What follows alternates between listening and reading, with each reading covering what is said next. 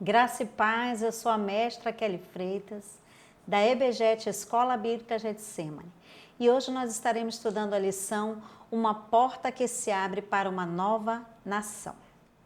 Nosso texto áureo de hoje se encontra no livro de Mateus, capítulo 6, versículo 13, e diz assim: vamos ler juntos? Porque teu é o reino, o poder e a glória para sempre. Amém. Verdade prática. Deus quer seu reino plantado dentro de nossos lares.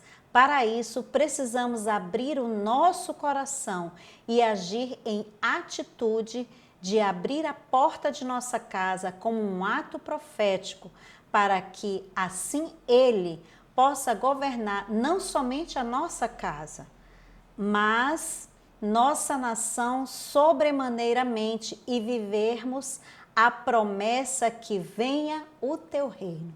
E que assim seja na minha e na sua casa, que venha o reino de Deus sobre nós. Nosso primeiro slide da nossa aula propriamente dita. Primeiro ponto, quem era Lídia? No livro de Atos, capítulo 16, versículos de 11 a 15, lá descreve um pouco a respeito de Lídia. Quem era Lídia? Mas eu quero te convidar a fazer uma anotação aí. Anote aí para que você possa ler e entender que venha o teu reino, o reino de Deus em nossos lares. Leia também Lucas, capítulo 10, versículo de 2 a 11. Lídia foi escolhida pelo Senhor. Por que Lídia foi escolhida para o Senhor? Nós vamos ser inspirados agora pela história de Lídia. Lídia, em meio ao seu tempo, naquele momento em que havia tantas situações aonde ela estava vivendo, porque ela estava fora da sua terra. E eu fico imaginando que Lídia, no seu particular, ela conversava com o Senhor. E de uma maneira dela, simples, e assim como ela, Cornélio também foi uma pessoa que invocou o Senhor. O Deus desconhecido não tinha um conhecimento, só tinham ouvido de falar de Deus. E eles entraram num tempo de oração, de intimidade com o Senhor, mesmo sem conhecer quem era esse Senhor. E o Senhor ouviu as orações de Lídia, a ponto de Lídia ter sido... O Senhor mudou uma história, mudou uma viagem. A história dela, eu vou dar uma lida aqui para a gente entender melhor. Está em Atos, capítulo 16, versículos de 11 a 15, diz assim: navegando, pois, de Troade, fomos em direitura a Samotrácia e no dia seguinte a Neápolis e dali para Filipos, que é a primeira cidade desse distrito da Macedônia e colônia romana. Estivemos alguns dias nessa cidade. No sábado saímos por portas afora, para a beira do rio, onde julgávamos haver um lugar de oração e, sentados, falávamos às mulheres ali reunidas. E certa mulher chamada Lídia, vendedora de púrpura da cidade de Tiatira, e que temia a Deus, nos escutava, e o Senhor lhe abriu o coração para atender às coisas que Paulo dizia. Depois que foi batizada, ela e sua casa rogou-nos, dizendo: se haveis julgado que sou fiel ao Senhor, entrai em minha casa e ficai ali. E nos constrangeu a isso. Então, olha só, quando Paulo chegou nesse dado momento aqui, o Senhor veio em sonhos com Paulo, no formato de um homem europeu. E esse homem, que eu acredito que tenha sido o próprio Espírito Santo em formato desse homem, no sonho de Paulo, convocou a Paulo a mudar todo o tráfego da viagem dele, todo o planejamento. A Bíblia fala que do homem é o planejamento, mas quem dá a palavra final sempre é o Senhor. E o Senhor, eu imagino o quanto Lídia era importante naquele momento para Deus, porque uma viagem importante foi mudada por conta de uma oração, de uma intercessão, de um clamor. Eu não sei o que essa mulher estava vivendo no seu particular, mas talvez o clamor dela chegou aos ouvidos do Senhor e ele mudou. Essa seria a segunda viagem de Paulo e Silas. Eles estavam no momento dessa segunda viagem para anunciar, né, o evangelho às demais nações. Então vamos lá. O que aconteceu de tão extraordinário para que essa viagem missionária fosse retirada da rota, né? Eu imagino que Lídia, ela moveu o coração do Senhor em oração, em intercessão. Ela moveu, ela estremeceu a tal ponto dele ouvir e quebrar todos os paradigmas, que naquela época só se dava confiança para os homens e casados, nunca que a voz de uma mulher seria ouvida, e o Senhor vem com a sua mão forte, dizendo que ele está aberto para ouvir qualquer um. Olha que interessante isso aqui. Deus, sabe o que Deus ele quer fazer? Ele quer nos enviar, eu e você, para sermos agentes missionários. Nesse tempo, ele quer nos levar a outras geografias, a outros lares, mas o primeiro lar que o Senhor quer alcançar é o meu e o seu lar. Então nós devemos primeiro ser missionários dentro da nossa casa. Foi o que Lídia fez. No parte 2 aqui, Lídia antes do mover de Deus. Olha quem era Lídia antes do mover de Deus. Lídia morava na cidade de Tiatira, ok? Que era um importante centro comercial da Ásia Menor, na fronteira entre Lídia, que era a cidade, e Mícia. Era famosa pelo seu comércio, pela sua produção de textos, de tecidos, e ela era uma vendedora de púrpura, de uma cor que era só nobre que poderia comprar esses tecidos de cor púrpura, só utilizados reis, as pessoas da nobreza.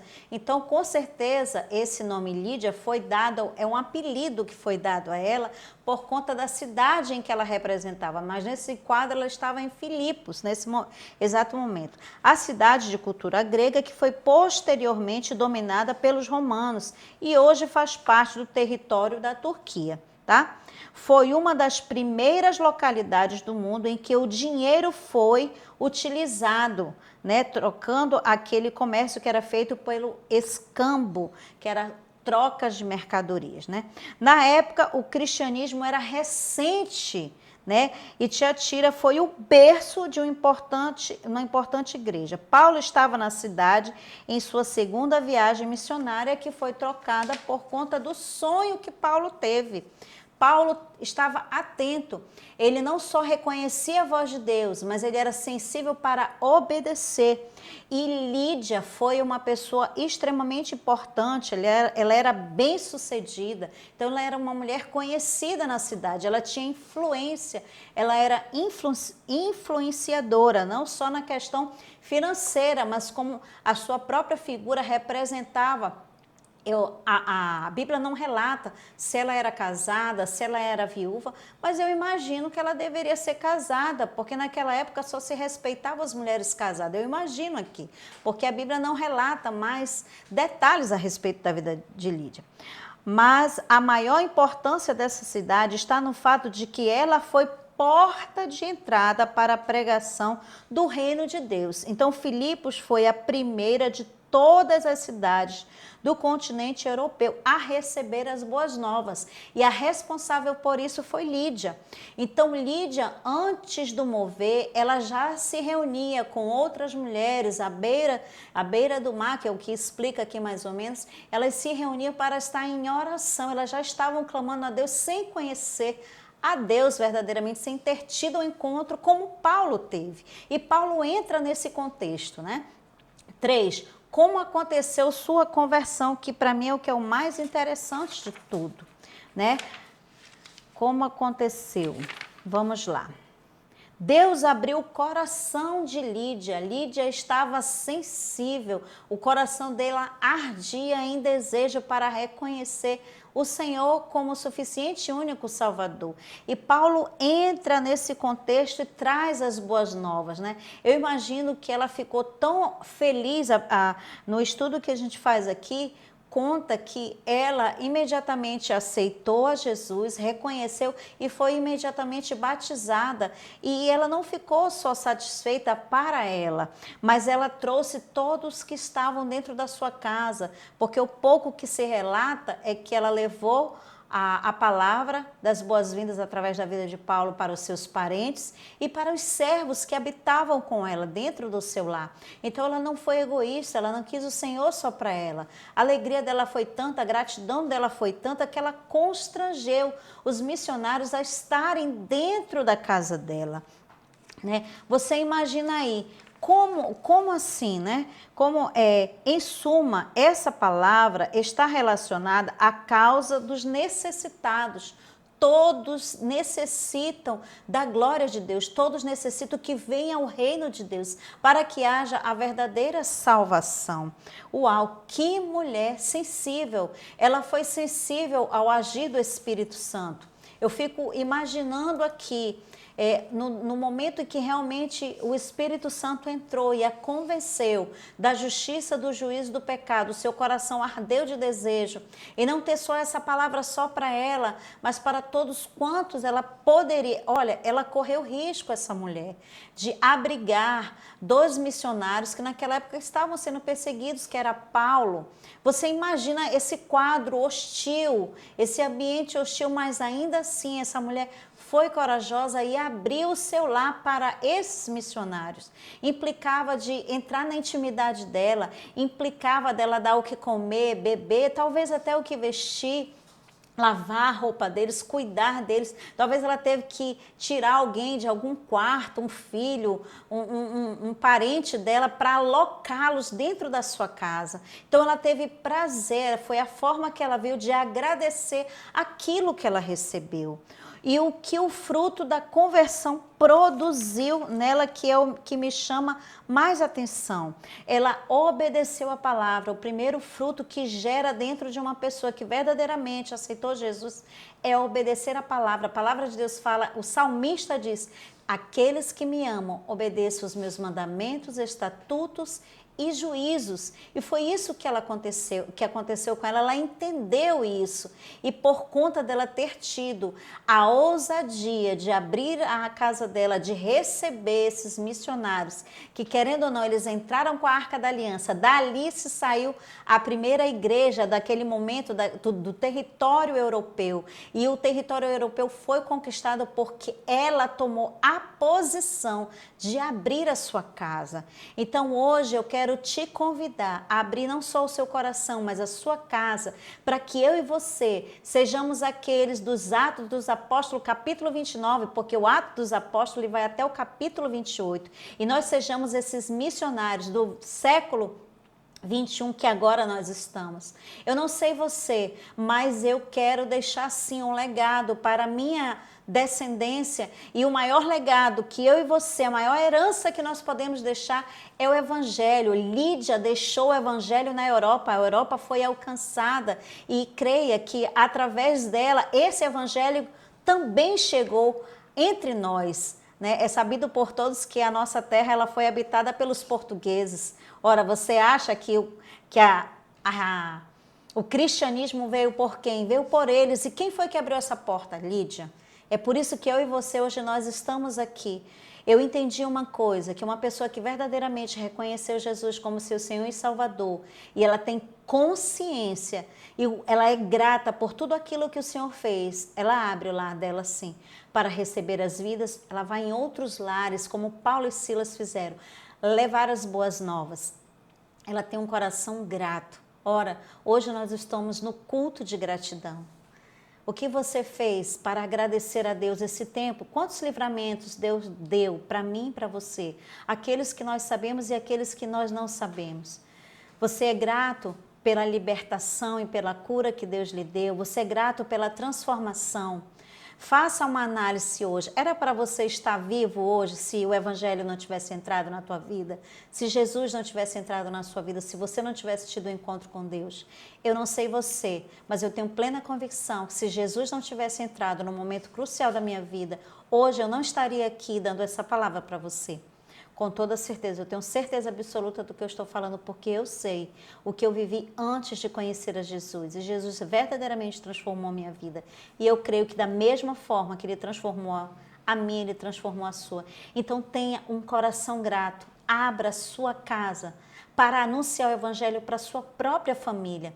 A nossa primeira missão é levar o Evangelho para a nossa própria família. Posterior a isso, leve para os seus vizinhos, para os seus amigos. A palavra de Deus fala que chegará um tempo que as pessoas terão fome e sede, mas não é de alimento físico, é de alimento espiritual. Esse tempo já chegou. Apocalipse 3:20 fala: eis que estou à porta e bato. Se ouvires atentamente e abrires, entrarei e cearei contigo. É isso que o Senhor quer fazer. E Ele quer usar a mim e a você como evangelista desse novo tempo, Então é eu e você nesse tempo. Então, Lídia, o fruto da conversão foi esse, foi obedecer a palavra, foi abrir a sua casa, foi ser hospitaleira com os anjos do Senhor, foi obedecer às ordenanças que Jesus deixou. Ela também foi, o seu lar foi todo alcançado, mas eu creio que essa mulher também levou a palavra para Tiatira, para a sua terra madre, né? Aonde ela nasceu. O apóstolo Marcos fala o seguinte, que o profético, ele só pega quem crê no profético. Esse é o tempo. Você crê que Deus pode transformar a sua geografia, seu lar, sua família? Se você crê, Deus pode fazer. Então, esse é o tempo. Esse é o tempo que nós temos vivido tantas palavras, rema no altar, no Ministério Apostólico Getsemane. Essas últimas semanas, quando nós voltamos, todos os cultos tem sido jorrado palavra de vida, tem sido um banquete de palavra de revelação, de consolidar. Nós estamos vivendo um momento que o apóstolo tem dito, #voltar faz bem. Então volte, se você parou o seu mover na sua casa, retome, volte, porque faz bem voltar. Vamos para a nossa aplicação pessoal. A casa de Lídia foi a porta para a conquista do continente europeu, que produziu um dos maiores avivamentos contados na história da igreja e que exportou missionários para todo o mundo. Sendo assim, eu e você, nós somos frutos daquele coração que se abriu para Deus e daquela casa que se abriu para o poderoso mover de milagres. Então, que Deus abençoe você, abençoe sua casa, sua família. Hoje é um culto de gratidão que eu não sei você, mas essa semana que passou, eu entrei numa semana de retrospecção. Eu fiz uma retrospectiva de tudo o que Deus fez até o dia de hoje. E como eu tenho grandes coisas para agradecer ao Senhor. Então que hoje você possa ir, nós ainda temos mais um culto hoje, você possa vir para a casa do Senhor com o coração grato, trazendo uma semente de gratidão e honra ao Senhor por todos os benefícios. E agora nós vamos passar para o quadro Curiosidades da Bíblia. Se você quer aprender, a EBGET é para você. Vem comigo. Nosso quadro Curiosidades da Bíblia. Se você quer aprender, a EBGET é para você. Conta a nossa curiosidade de hoje, mestre Valbiraci. Shalom. Kelly, você sabia que o reino de Israel foi dividido? Sim. Eu já sabia, mas talvez alguém que esteja nos assistindo não sabe. Bira, conta aí. Eu vou contar. Vamos ler uma passagem? Sim. Ela está em 2 Reis 3:1, que diz assim: E Jorão, filho de Acabe, começou a reinar sobre Israel em Samaria, no 18º ano de Josafá, rei de Judá. Tem 2 reis no mesmo local? Eu vou explicar aqui. Sim. Vamos voltar um pouco. O rei, o Israel, ele foi criado com a conquista de Josué. Sim. Josué dividiu as tribos no reino de Israel. Ok. Ok? E depois o povo pediu um rei para governar Israel. E Deus levantou Saul, foi o primeiro rei que reinou sobre Israel. Após Saul veio Davi, que todo mundo sabe da história de Davi. E depois de Davi veio Salomão. Salomão reinou sobre Israel, um reinado único. Sim. Logo após a morte de Salomão, o reino foi dividido por 2 filhos de Salomão. Salomão, ok. Aí foi criado o reino do norte e o reino do sul. Sim. O reino do norte ficou distribuído com 10 tribos. E esse ficou conhecido como Israel, continuou sendo Israel. Sim. O reino do norte, ou o reino do sul, ficou com outro filho de Salomão, que é o Roboão. Vamos lá, repetindo. Reino do norte ficou com Jeroboão, 10 tribos. 10 tribos, e ficou o rei Jeroboão. O reino do sul ficou com 2 tribos, que é Judá, o reino de Judá e Benjamim. Sim, Benjamim. E ficou reinado, o rei foi Roboão. Entendeu? Agora entendi. Então nós temos aí 2 reinados trabalhando simetricamente no mesmo período. 2 reis no mesmo período. E eles lutaram entre eles para tentar conseguir Umas tribos do outro, não unificar. imagino. Só que, um detalhe muito importante, a cidade de Jerusalém ficou no reino do sul, e o reino do norte ficou sem capital. Foi o que eles fizeram? Fundaram a cidade de Samaria. Então nós temos a capital do reino do norte, Samaria, e o reino do sul, a capital era Jerusalém. O senhor já ouviu falar dessa intriga entre Aí a gente começa Samaria, a entender a rusga, né, entre Samaria e Jerusalém. Bacana. entendeu? Por causa disso. E o rei Jeroboão, ele foi muito ruim, ele pecou muito, né? Com isso, aconteceu algumas coisinhas que a gente vai saber mais à frente. Para as próximas curiosidades da Bíblia, certo? Então essa foi a nossa curiosidade da Bíblia de hoje. Pira, vamos orar pela nossa lição de hoje, que a lição de hoje falou sobre a abertura de uma porta, a porta da casa da Lídia. Hoje eu quero orar para você que já tem um mover, abriu a sua casa, mas para que você possa entrar em outras casas. Quero orar também por você que tenha já um mover na sua casa, mas por conta da pandemia deu uma parada. E eu quero orar para que você retome de onde você parou. Vamos orar pelos nossos alunos, pelos nossos mestres, pelos discípulos e para você que está aí nos assistindo. Talvez você queira que esse mover esteja dentro do seu lar. Você pode nos acionar no nosso canal IGET TV. Todas as nossas programações, os nossos contatos estão lá. Fique à vontade para você fazer esse contato conosco. Vamos orar? Vamos lá. Pai, no nome de Jesus, no dia de hoje eu quero te apresentar a vida de cada mestre, cada aluno, cada convidado, amigo nosso que está nos assistindo agora. Senhor, que Tu gere o desejo no coração de cada um, para abrir não somente o seu coração, mas o seu lar, para que o mover de milagres entre da forma de Jesus entrando com a arca da aliança, para que cada vida seja alcançada, Deus, para que haja sinais, prodígios e maravilhas, milagres criativos em cada lar. Aqueles que estiveram abertos, mesmo em meio à pandemia, Senhor, que Tu os abençoe rique e poderosamente.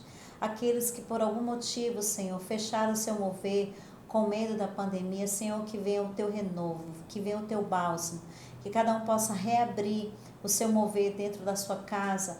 E move o coração daqueles que já têm o mover para entrar em outros lares. A Tua palavra fala que chegará um tempo que o povo sentirá fome e sede, mas não de um alimento físico, mas sim do alimento espiritual. Senhor, nós entendemos que nesse tempo tem pessoas clamando por socorro.